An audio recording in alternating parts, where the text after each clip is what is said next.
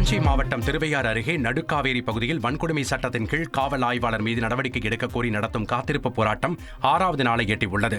நடுக்காவேரி காவல் நிலையம் முன்பு விஷமருந்திய சகோதரிகளில் கிருத்திகா என்பவர் உயிரிழந்த நிலையில் அவரது உடலை பெற உறவினர்கள் மறுத்துவிட்டனர்.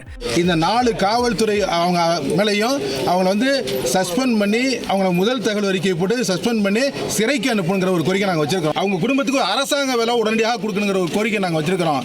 அந்த குடும்பத்துக்கு 30 லட்சம் ரூபாய் நஷ்ட ஈடு கொடுக்கணுங்கிற கோரிக்கையை நாங்கள் வச்சிருக்கிறோம். காவல் நிலையத்தில் விஷம் அருந்தியதை தடுக்க தவறிய காவலர்களை வழக்கு பதிவு செய்து சிறையில் அடைக்க வேண்டும் என்பன உள்ளிட்ட பல்வேறு கோரிக்கைகளை அவரது உறவினர்கள் வைத்துள்ளனர். அவங்க கொண்டு போய் பெரிய கிரிமினல் குற்றவாளி பயங்கரவாதி மாதிரி அடைச்சி வச்சிருக்காங்க.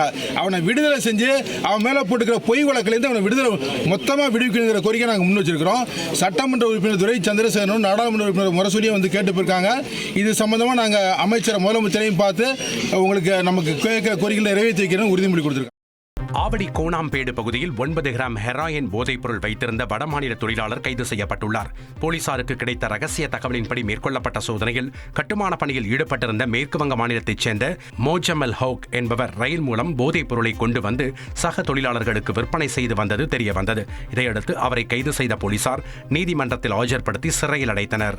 கடலூர் மாவட்டம் விருத்தாச்சலம் கடைவீதியில் மது போதையில் ரகளையில் ஈடுபட்ட நபரால் பரபரப்பு ஏற்பட்டது. விருத்தாச்சலம் முக்கிய கடைவீதிகளில் நாராயணன் என்பவர் மது போதையில் தகாத வார்த்தைகளை பேசியவாறு சாலையில் சென்றவர்களையும் வாகனங்களையும் தடுத்து நிறுத்தி ரகளையில் ஈடுபட்டார். இதனால் அப்பகுதியில் போக்குவரத்து பாதிக்கப்பட்டது. இதுகுறித்து தகவல் அறிந்து வந்த போலீசார் நாராயணனை காவல் நிலையத்திற்கு அழைத்துச் சென்று விசாரணை நடத்தினர். செய்திகளை உடனுக்குடன் தெரிந்து கொள்ள உடனே சப்ஸ்கிரைப் பண்ணுங்க.